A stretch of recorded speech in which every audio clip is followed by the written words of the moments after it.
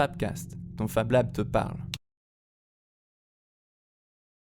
Le podcast qui suit contient des éléments d'archives ainsi que des éléments de fiction. L'impression 3D commence à rentrer dans nos maisons.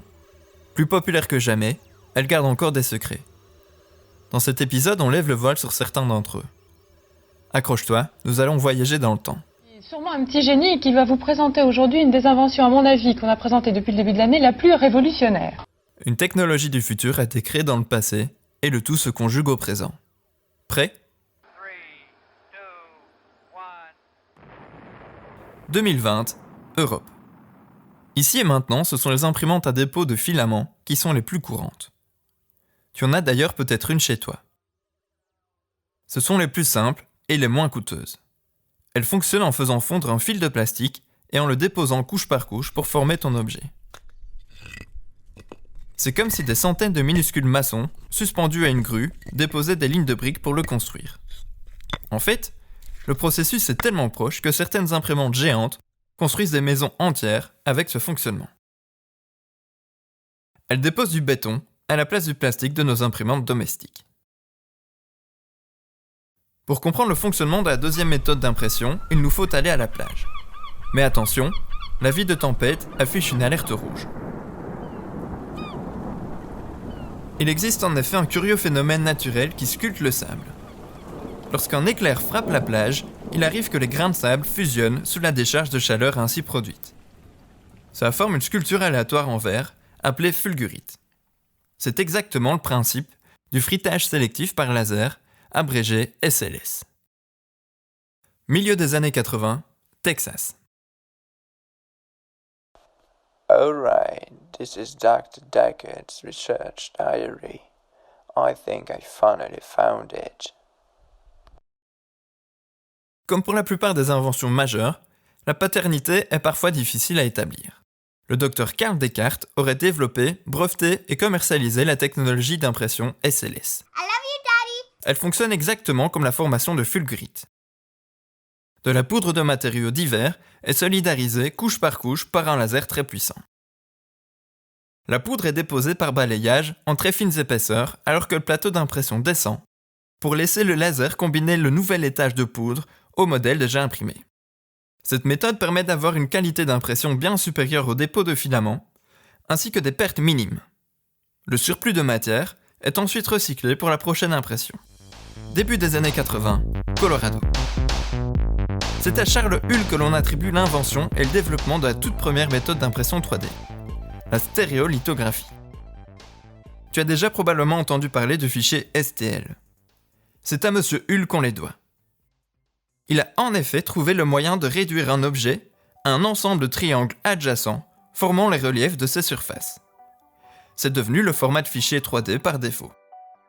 Le procédé technique derrière la stéréolithographie, abrégé SLA, est la photopolymérisation.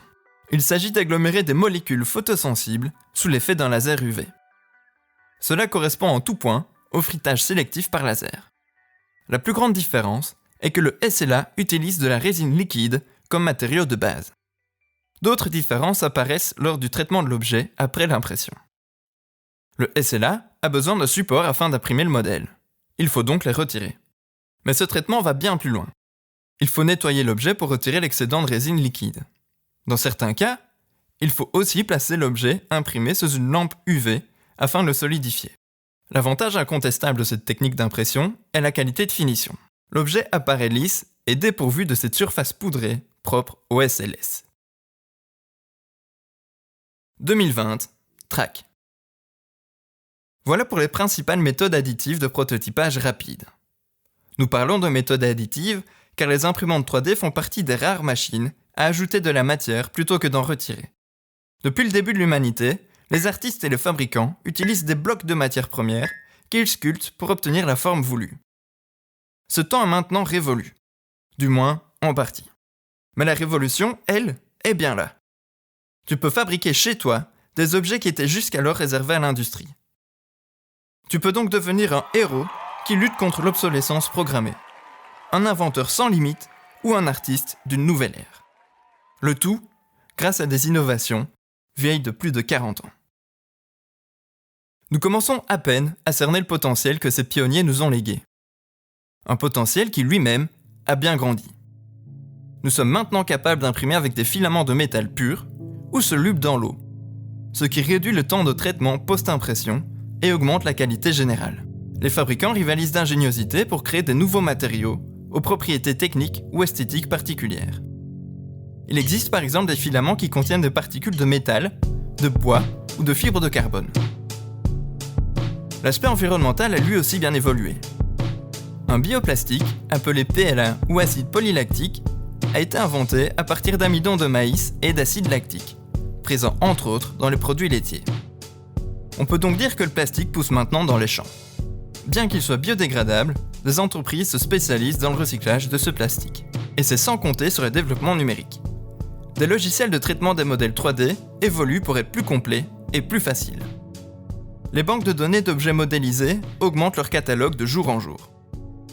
Des techniques de scanner 3D se développent petit à petit. Le Fab Lab du Trac est là pour t'aider à voir clair dans tout ça. Tu peux trouver des tutos sur notre chaîne YouTube, des articles et des ressources sur notre wiki.